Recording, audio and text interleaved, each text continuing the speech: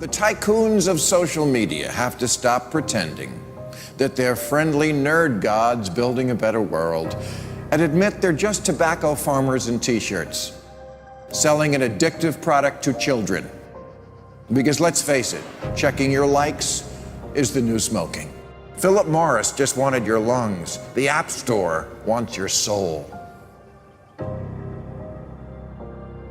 There are 2 billion people, more than 2 billion people on Facebook. That's more than the number, it's about the number of notional followers of Christianity. People check their phones 150 times a day, the millennial sort of audience. And so if you think about it, from the moment you wake up, it's like you're jacked in to this environment. And thoughts start streaming into your head, designed by a few technology companies. What we find is the typical person checks their phone every 15 minutes or less, and half of the time they check their phone, there's no alert, no notification. It's coming from inside their head telling them, gee, I haven't checked in Facebook in a while. I haven't checked on this Twitter feed for a while. I wonder if somebody commented on my Instagram post. That then generates cortisol, and it starts to make you anxious, and eventually your goal is to get rid of that anxiety, so you check in.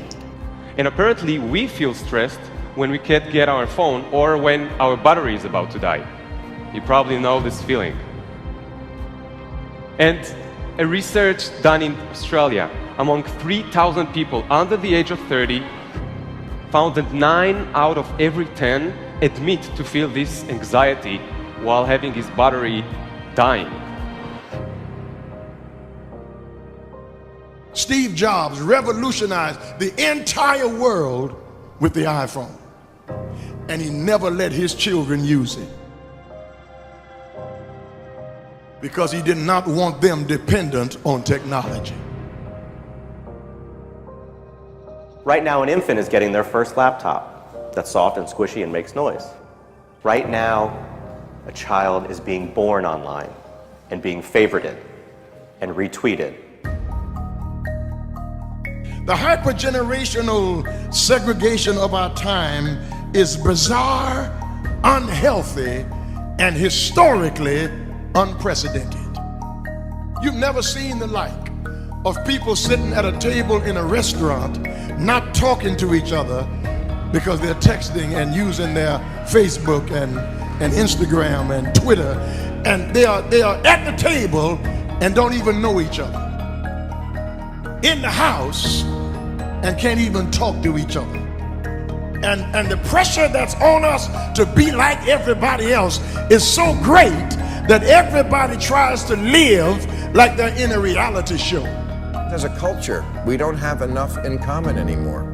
And that's because the internet, which was supposed to unite the world, has become too adept at serving us personalized content.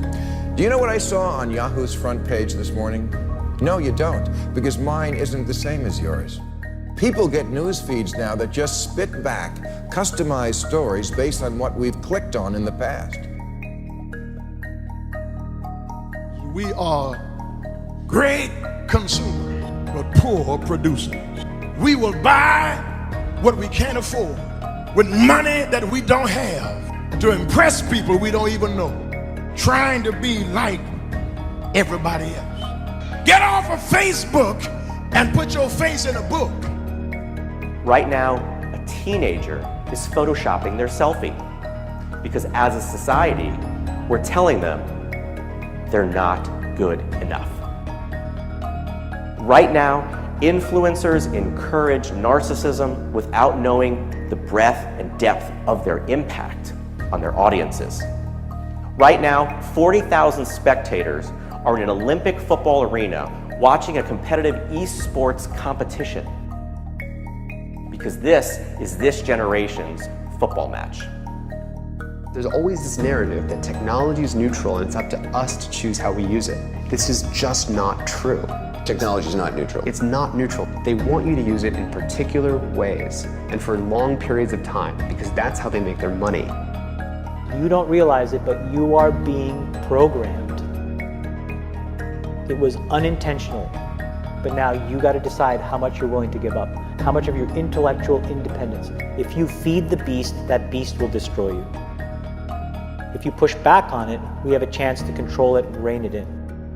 And it is a point in time where people need to hard break from some of these tools and the things that you rely on. The short-term dopamine-driven feedback loops that we have created are destroying how society works. No civil discourse, no cooperation, misinformation, mistruth. And it's not an American problem. This is not about Russian ads. This is a global problem. I challenge everyone to try going 1 week without social media. Don't let your phone and social media control you.